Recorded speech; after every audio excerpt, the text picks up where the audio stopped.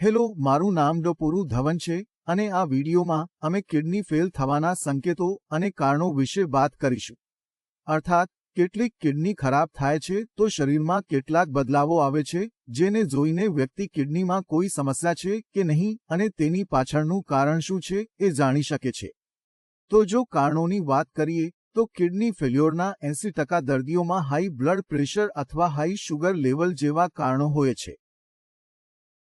જો તમારું બીપી વધે છે અને તમે ઘણા વર્ષોથી તેને ઉપશમ નથી કરતા, તમારું બીપી 130/90 છે, તમને લાગે છે કે આ સામાન્ય બીપી છે, થોડું વધુ છે, કંઈ નથી થતું, તમે ક્યારેક દવાઓ લો છો કે ક્યારેક નહીં લેતા. જ્યારે આપણું બીપી વધારે હોય ત્યારે તેનો અર્થ એ થાય છે કે લોહી પ્રેશર સાથે કિડનીમાં પ્રવેશી રહ્યું છે. હવે કિડની ખૂબ જ નાજુક અંગ છે. તે નાજુક અંગ શા માટે છે એ સમજવાનો પ્રયત્ન કરીએ. તમારી કિડનીની સંરચના જુઓ, તેમાં ખૂબ નાના નેફ્રોન્સ હોય છે. આ નેફ્રોનમાં ખોરાક અને લોહીનો પુરવઠો પણ હોય છે. આ રક્ત પુરવઠા અમારા વાળના ત્રીજા ભાગથી પણ પતળું છે. અર્થાત તે એટલું પાતળું છે કે જો અમે તેને જોવા માંગીએ તો અમે તેને યોગ્ય રીતે જોઈ શકતા નથી. જો આ બ્લડ સપ્લાયમાં કોઈ પરેશાની થાય તો શું થશે? જે વ્યક્તિને લોહી આપવામાં આવતું હતું અંગે કહીને નેફ્રોન્સ, તેને લોહીનો પુરવઠો મળશે નહીં. લોહી ફિલ્ટરેશનમાં પ્રવેશી શકશે નહીં અને શું થશે? તેનાથી નુકસાન થવા લાગશે. આ સમજવું અઘરું નથી, સહેલું છે. તેથી હાઈ બ્લડ પ્રેશર સાથે આવું જ થાય છે. જ્યારે બીપી વધે છે ત્યારે લોહી ખૂબ જ દબાણ સાથે પ્રવેશે છે. હવે અંદરનું માળખું ખૂબ જ નાજુક છે. તે તેને હેન્ડલ કરવામાં સક્ષમ નથી. તેને સંભાળવા માટે જેથી તે ફાટી ન જાય અને લોહી અંદર ન વહે, તેની સ્ટ્રક્ચર ખડી થાય છે. કારણ કે ત્યાં દબાણ છે, જો તે સખત થાય છે તો તે સંભાળી શકે. અને જ્યારે તે અંદર કઠણ થાય છે ત્યારે અંદરની વર્તુળી જે લોહીની અંદરથી જાય છે સંકોચાવા લાગે છે. કારણ કે તે સખત થઈ ગઈ, તે જાડી થઈ ગઈ. જ્યારે તે જાડી થઈ ગઈ ત્યારે તેની દિવાલો જાડી થઈ ગઈ અને અંદરનો રસ્તો સાંકડો થઈ ગયો. તે એટલું પાતળું અને સાંકડું થઈ ગયું છે કે લોહી ત્યાંથી મુસાફરી કરી શકતું નથી કારણ કે તે ખૂબ સૂક્ષ્મ હતું. આનું પરિણામ શું છે? કિડનીમાં રક્તપ્રવાહની કમી થઈ જાય તો કિડનીનો આકાર ઓછો થાય છે. કિડની સાંકડી થવા લાગે છે. એટલે જો તમને અલ્ટ્રાસાઉન્ડ મળે અને તમારી કિડની બીપીથી નુકસાન પામે તો અમારા રિપોર્ટ્સમાં કિડનીની સાઇઝ નાની જોવામાં આવે છે. અને જે જોવામાં આવે છે તે એ છે કે ઇકોજેનિટી વધી છે. તમે જુઓ છો કે સીએમડીનું નુકસાન થયું છે અને ઇકોજેનિટી વધી છે. તો અમે અલ્ટ્રાસાઉન્ડ દ્વારા જાણીએ છીએ કે કિડનીને બીપી દ્વારા કોઈ નુકસાન થયો છે કે નહીં. હવે આપણે ડાયાબિટીસ તરફ આગળ વધીએ. ડાયાબિટીસ પણ કિડની ફેલ થવાનું એક ખૂબ મોટું કારણ છે. અને ડાયાબિટીસ એક એવો રોગ છે જે આમ ઘરોમાં સરળતાથી જોઈ શકાય છે. જ્યારે કોઈને ડાયાબિટીસ હોય ત્યારે આપણે પણ જોઈએ છીએ કે નેફ્રોન્સને લોહીનો પુરવઠો ખોટો થાય છે. પણ અહીં કારણ શું છે? અહીંનું કારણ ડાયાબિટીસ છે. અને કોઈને જ્યારે ડાયાબિટીસ હોય તો તેની અસર એકસાથે તેના ઘણા અંગો પર પડવા લાગે છે. તેની આંખોમાં તકલીફ થવા લાગે છે, તેને તકલીફ થવા લાગે છે, તેને ચક્કર આવવા લાગે છે, તેના પગમાં સૂનતા આવવા લાગે છે અને કિડનીના સ્તરમાં પણ વધારો થવા લાગે છે. કારણ કે આપણા શરીરમાં લોહીનો પુરવઠો ખૂબ કમ હોય છે એવા 3 અંગો હોય. હવે પાંપણો છે. જો આંખના પાંપણોનો લોહીનો પુરવઠો જાડું હોય તો તમે જોઈ શકશો નહીં. જે નર્સો અમને ઠંડક અને હૂંફ લાગવા માટે મદદ કરે છે તેમનો લોહીનો પુરવઠો પણ કિડનીની જેમ પાતળો હોય છે. તો જ્યારે ડાયાબિટીસ વધે છે ત્યારે આંખો નબળાઈ પડે છે, પગો સુન્ન થાય છે અને કિડની નુકસાન પણ થાય છે. તો આપણે પહેલા શું જોઈએ છે? આપણે આપણા ડાયાબિટીસને કોઈ પણ કિંમતે નિયંત્રણમાં રાખવા માંગીએ છીએ. કારણ કે તે આપણા હાથમાં છે. બરાબર. તેથી તમે તેને નિયંત્રિત કરવાનો પ્રયાસ કરશો.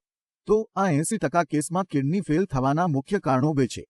20% કિસ્સાઓમાં તેનું કારણ ઘણીવાર આનુવંશિક હોય છે.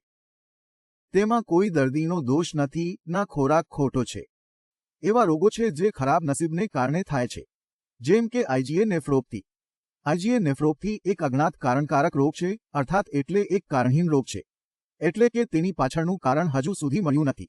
આપણે જાણીએ છીએ કે શરીરમાં કોવિડ જેવી લાગણીથી આપણે શું બચાવે છીએ, જેમ કે કોણે દરેકને બચાવ્યા છે. શું ડિફેન્સ સિસ્ટમે બધાને બચાવ્યા હતા? જો આ રક્ષણ સિસ્ટમ કિડનીને પોતાની જોડે નહીં લેવાનું પરંતુ તેને પરાયણ સમજે છે તો તે કિડની પર હુમલો કરી શકે છે. તેની શું અસર થાય છે? કિડની પર કિડનીની અંદર સોજો આવવા લાગે છે. અને સૂજન આવે છે ત્યારે કિડનીની કામ કરવાની ક્ષમતા ઓછી પડતી જાય છે. અને કિડનીનું લેવલ વધવા લાગે છે. તેથી આ આઈજીએ નેફ્રોપથી છે. 20% લોકોમાં આવતી બીજી મોટી બીમારી પોલિસિસ્ટિક કિડની રોગ છે, જે પૂર્ણતઃ આનુવંશિક છે. હવે તેના બે પ્રકાર છે. કાં તો તે તમારા પરિવારમાં અથવા તમારા માતાપિતામાં જોવા મળશે. તેમની પાસે પણ હતું અને તમારી પાસે પણ છે. બીજા કિસ્સામાં શું થાય છે? તમારા માતાપિતા સામાન્ય હતા, પરંતુ તમે તે જોઈ રહ્યા છો. એક છે ઓટોસોમલ પ્રબળ પોલિસિસ્ટિક કિડનીનો રોગ. બીજો ઓટોસોમલ રિસેસિવ કિડની ડિસીઝ છે. રિસેસિવમાં શું થાય છે? તમારા માતાપિતા પાસે તે નથી, ફક્ત તમારી પાસે છે. તો આ જ કારણ છે કિડની ફેલ થવાનું. બીજા પણ ઘણા કારણો છે. ગર્ભાશય નેફ્રાઇટિસ હોય છે. બીજું કારણ દવાના સેવનને કારણે કિડની નિષ્ફળતા છે. અમે તેને એક જ સન્નિવેશ કહીએ છીએ કે એક જ સ્થિતિ વિકસી છે. તેથી અન્ય કારણો પણ છે, પણ જરી ગયા છે. બીપી અને ખાંડ આ કારણો છે. હવે વાત કરીએ કિડની ફેલ થવાના સંકેતો વિશે. જો કોઈ કારણથી તમારી કિડનીમાં નુકસાન થાય તો લક્ષણો એક જ છે. આવું શા માટે થાય છે તે સમજવાનો પ્રયત્ન કરીએ. જ્યારે કિડની ખરાબ થાય છે ત્યારે શરીર શું બનાવે છે? કેટામાઇન, યુરિયા. શરીરે બધું જ નાખી હતું. સામાન્ય લોકોમાં કેટામાઇન, યુરિયા અને યુરિક એસિડ નીકળે છે. જ્યારે તમારી કિડની કાફી ખાંઈ થાય ત્યારે કેટામાઇન અને યુરિયા બહાર નીકળતા નથી. હવે તે શરીરમાં એકઠું થઈ રહ્યું છે. હવે ત્યાં એક રસાયણ છે. આ કેમિકલ જ્યાં પણ જશે ત્યાં તેના લક્ષણો સર્જાશે. જે અંગ વધુ સંવેદનશીલ છે તે લક્ષણો પેદા કરશે. તેથી કોઈપણ કિડની નિષ્ફળતાના દર્દીમાં કિડની નિષ્ફળતાના બે દર્દીઓમાં લક્ષણો સામાન્ય નથી. તેઓ થોડા જુદા છે. તેઓ છે કેટલાકમાં કશું આવી રહ્યું છે અને કેટલાકમાં કશું આવી રહ્યું છે. આવું થાય છે. તો આપણે જે પ્રથમ લક્ષણ જોઈએ છીએ તે શું છે? આપણે જે પ્રથમ લક્ષણ જોઈએ છીએ તે પેશાબમાં પ્રોટીનનું નુકસાન છે. આપણે તે બધામાં આ સામાન્ય જોઈએ છીએ. જ્યારે તમે પેશાબ કરો છો ત્યારે પેશાબમાં ઘણું ફીણ બને છે. તે ફીણ બને છે કારણ કે પેશાબમાં પ્રોટીન જાય છે. આ અમને પ્રથમ લક્ષણ આપે છે કે ઠીક નથી, કંઈક ખોટું છે. કોની સાથે? કિડની સાથે. તમારે શું કરવાની જરૂર છે? તમારે અહીં તમારી જાતની સંભાળ લેવાની જરૂર છે. તમે જે ભૂલો કરી રહ્યા છો તમારે તેને રોકવાની જરૂર છે. તેથી આ પ્રથમ લક્ષણ છે જે આપણે જોઈએ છીએ. હવે જ્યારે શરીરમાં પ્રોટીન જમા થવા લાગે છે તો તેના લક્ષણો આવવા લાગે છે. તે દરેકની પાસે અલગ અલગ સ્તરે આવે છે. જ્યારે કોઈની પાસે કેટામાઇન લેવલ 3 હોય ત્યારે તે આવશે. જ્યારે કોઈનું લેવલ 10 હોય છે ત્યારે આપણને લેવલ 10ના લક્ષણો જોવા મળતા નથી. તેથી કેટામાઇન સ્નાયુ પેશીઓમાં થાક પેદા કરે છે. અને કેટામાઇન શું કરે છે? તેનાથી તમને શરીરમાં નબળાઈનો અનુભવ થાય છે કે તમારું શરીર નબળું પડી રહ્યું છે. તમે નબળાઈ અનુભવી રહ્યા છો. અને આ નબળાઈ એવી છે કે જે પણ કરો, જે પણ દવા લો, તેમાં તમને આરામ મળતો નથી. દિવસે દિવસે તેમાં વધારો થતો રહે છે. કેટામાઇન આનાથી વધુ કશું જ ઉત્પન્ન કરતું નથી. તે સ્નાયુ પેશીઓમાં થાક પેદા કરે છે. બસ આ જ. પરંતુ આપણે કેટામાઇનથી કેટલો ડર રાખીએ છીએ? જ્યારે કેટામાઇન વધતું હોય છે ત્યારે તે વધતું નથી. કેટામાઇન આનાથી વધુ કશું જ ઉત્પન્ન કરતું નથી. આનાથી મોટું લક્ષણ શું છે? તે યુરિયા છે. જ્યારે તમારા શરીરમાં યુરિયા જમાય છે ત્યારે યુરિયા તમારા શરીરમાં ફેલાય છે. અને જ્યારે તે પરિભ્રમણ કરે છે ત્યારે તે મગજમાં જાય છે. તે મગજમાં જઈને શું ઉત્પન્ન કરે છે? તેનાથી ઉત્પાદ આવે છે. સામે ખાવાનું આવશે. મારે ખાવું નથી. મને ઉલટી થવાનું મન થાય છે. પાણી પીતા હો તો પણ ઉલટી થવાથી પણ બહાર આવે છે. અથવા પણ પીધા પછી પણ મને ઉલટી થવાનું મન થાય છે. આમાં જે થાય છે તે હોવાથી કે પહેલાથી તમે ઓછું ખાવા લાગ્યા. પછી તમારા યુરિયાના કારણે તમારો ખોરાક બિલકુલ બંધ થઈ ગયો. દર્દી નબળો અને નબળો પડે છે. તો આ સમસ્યા કોણ સર્જે છે? તમારું યુરિયા. હવે જ્યારે યુરિયા તમારા મગજમાં જાય છે ત્યારે તે ત્યાં પણ વધુ લક્ષણો પેદા કરે છે. તમે કોઈ પણ સમયે બહુ ઊંઘ લો, તમે સતત ઊંઘો છો કે ફરી તમે ઊંઘવાનું બંધ કરી દો છો. હવે તમારી ઊંઘો કેટલી છે તે તમારા શરીરના પ્રકાર પર નિર્ભર કરે છે. તમારું શરીર કેટલું મજબૂત છે? શરીરમાં તે ચોક્કસ યુરિયાનો પ્રતિસાદ શું છે? આ સિવાય આપણામાં બીજા કયા લક્ષણો છે? એક ખંજવાળ આવે છે. જો તમે જોતા હો કે તમારી ત્વચા પર ખીલ છે અને તેમાં ખૂબ ખંજવાળ આવે છે, તમે ક્રીમ લગાવો છો, તમને આરામદાયક નથી લાગતું, તમે ગોળીઓ ખાઓ છો, તમને આરામદાયક લાગતું નથી, તમને આરામદાયક લાગતું નથી. તે ઘૂંટણ નમેલા હોવાને કારણે પણ છે. એવું શા માટે? કારણ કે જ્યારે શરીરમાં વેસ્ટ મટીરિયલ જમાય છે તો તમારી સ્કિનની બ્લડ સપ્લાય પણ ગંદી થાય છે. અને જ્યારે તે ગંદો થાય તો પછી ત્વચા કંઈ કાર્ય કરી શકે છે. તેથી તે ખંજવાળ પેદા કરે છે. આખા શરીરમાં ખંજવાળ શરૂ થઈ જાય છે. તો આ કેટલાક લક્ષણો છે. લક્ષણો હવે વધુ છે, પરંતુ એટલી વધુ છે કે સમજાવવા માટે ખૂબ સમય લાગી જશે. અમે તેને આગામી વિડીયોમાં આવરી લઈશું. કેટલાક અન્ય લક્ષણો છે જે જાણવું ખૂબ જ મહત્વપૂર્ણ છે. જેમ કે પગમાં સોજા. જો તમને પગમાં સ્વેલિંગ જોવા મળે તો તે કિડનીમાં કંઈક ખોટું છે, એટલે આવું પણ એક લક્ષણ છે. કારણ કે જે પહેલા પેશાબમાંથી બહાર આવતું હતું પરંતુ હવે બહાર આવતું નથી. તે શરીરમાં એકઠું થઈ રહ્યું છે. જેથી તે પણ કિડની ફેલ થવાનું લક્ષણ છે. આ વિશેની બાદમાં આપણે જોઈએ છીએ કે રક્તમાં કમી છે. જો તમે જોશો કે તમારું લોહી હંમેશા ઓછું જ હોય છે, તમે જે ખોરાક લો તેના પરિણામ પણ થતા નથી, જેમ કે દાડમ, બીટરૂટ અને ગોળીઓ પણ. આવા કિસ્સાઓમાં એક સમસ્યા હોય છે કિડનીની બીમારી પણ શરીરમાં લોહીની કમીને કારણે થાય છે. હવે આપણે કિડની અને રક્ત વચ્ચેનો સંબંધ સમજવાનો પ્રયત્ન કરીશું. જેમ કે તમે ચા ઘરે બનાવો છો. ચા બનાવવા માટે તમને દૂધ, ચાના પાન, પાણી, ગેસ સ્ટોવ જરૂરી છે. જ્યારે આ બધી વસ્તુઓ ભેગી થાય છે ત્યારે ચા બનાવવામાં આવે છે. જો આમાંથી કોઈ એક વસ્તુ ઓછી હોય તો તમે ચા બનાવી શકો છો કે નહીં? જેવી રીતે શરીરમાં લોહી બનાવવા માટે ઘણી વસ્તુઓ જ એકત્ર આવી જ જોઈએ. પ્રોટીન, આયર્ન, ફોલિક એસિડ, ઘઉંની ઘંટડી વગેરે. આ સાથે એક વધુ વસ્તુની જરૂર છે જેને આપણે એરિથ્રોપોઇટીન કહીએ છીએ. એરિથ્રોપોઇટીન એટલે લોહી. આપણા શરીરમાં એરિથ્રોપોઇટીન કોણ બનાવે છે? કિડની તેને બનાવે છે. કિડની હોર્મોન્સ બનાવે છે, જેના કારણે આ બધી વસ્તુઓ એકત્ર આવી હિમોગ્લોબિન બનાવે છે. જો શરીરમાં એરિથ્રોપોઇટીન ઓછું હશે તો શું થશે? લોહી વધારે હશે કે ઓછું? તે ઓછું હશે. અને કિડની નિષ્ફળતાના દર્દીઓ સાથે આવું જ થાય છે. હાલમાં કિડનીઓ બીપી અને ડાયાબિટીસના દબાણથી પીડાવા લાગી છે, જેથી કિડનીઓ પણ આ કામને ઓછું કરે છે, જેના કારણે હોર્મોન્સ એરિથ્રોપોઇટીન ઓછા થઈ જાય છે. શું છે પરિણામ? આપણે લોહીની ઉણપ જોઈએ છીએ.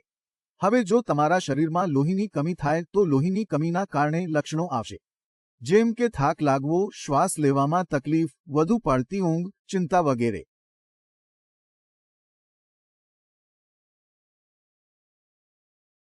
આપણે આ બધા લક્ષણો જોઈએ છીએ. જેના કારણે કિડનીના કારણે તમારે આ લક્ષણો યાદ રાખવાની જરૂર છે. અને જો તમે કિડની નિષ્ફળતાના દર્દી છો તો તમને સમજવાની જરૂર છે. જો તમારા શરીરમાં લક્ષણો હોય તો તમે જાણો કે કોણ સંબંધિત છે. જો શ્વાસ લેવામાં તકલીફ, ચિંતા વગેરેને કારણે તમારા શરીરમાં રક્તની કમી હોય તો તમારે તમારા શરીરમાં લોહીની માત્રા વધારવાની જરૂર છે. તમારા લોહીની તપાસ કરાવો અને તારી દવા ત્યાં મૂકજે, જેથી તમારા શરીરમાં લોહી બનવા લાગે છે. જો તમને ખાવાનું મન ન હોય તો યુરિયા વધી રહ્યું છે, એટલે કે આપણે હળવો ખોરાક ખાવો પડે છે. અને તમારે ખોરાકની ભૂખ વધારવા માટે જરૂરી સારવાર લેવાની જરૂર છે. જેવું કે જો રાત્રે ઠંડી લાગે તો તમને માલુમ હોવું કે તે કિડનીના કારણે થાય છે અને તમારે તેના પર કામ કરવાની જરૂર છે. કિડની નિષ્ફળતાના દર્દીઓએ લક્ષણો વિશે જાણવું જોઈએ, કારણ કે જ્યારે લક્ષણો આવે છે, જો તમે તેનું કારણ જાણો અને તેને નિયંત્રિત કરો તો તમે તેને નિયંત્રિત કરી શકો છો.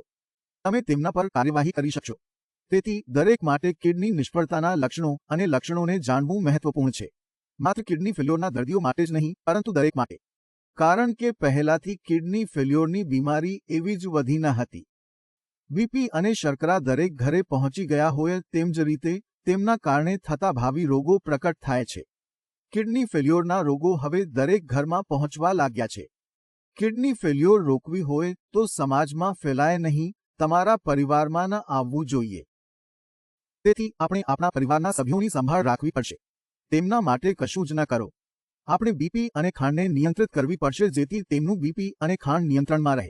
બીપી અને શર્કરા એવી બે વસ્તુઓ છે જેને આપણે આહારથી કંટ્રોલ કરી શકીએ. આપણે કસરત કરીને તેને નિયંત્રિત કરી શકીએ છીએ. આપણા શરીરમાં બદલાવ લાવીને આપણે આપણી દિનચર્યામાં ફેરફાર લાવીને બીપી અને શુગરને કંટ્રોલ કરી શકીએ છીએ. એટલે આ સમજવું જરૂરી છે. હું આશા કરું છું કે તમે આ બે વિષયોને સમજી લીધા હો. જો તમને કોઈ શંકા હોય તો તમે કંઈ પણ પૂછી શકો છો. ડોક્ટરો ઉપલબ્ધ છે, તેની સાથે વાત કરો. તેઓ તમને આ રોગ સામે લડવામાં મદદ કરશે. આ સાથે હું આજે જવા માંગુ છું. આગામી વિડીયોમાં મળીશું. ત્યાં સુધી નમસ્તે.